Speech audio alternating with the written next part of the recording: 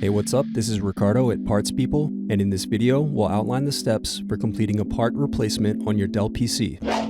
Visit our website and use this coupon for a 5% off discount.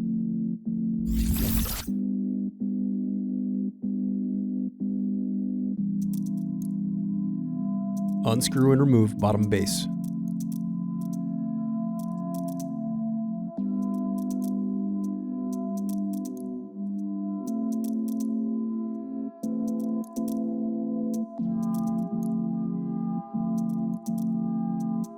Now unscrew and disconnect battery.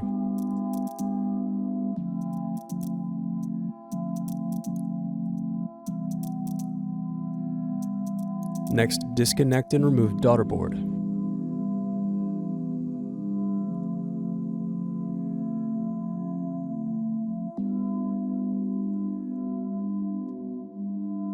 Thanks for watching. Don't forget to like and subscribe if you enjoyed this video. And if you need more, check out this playlist to watch other tutorials for your laptop. You can also click here to find parts for your laptop at partspeople.com.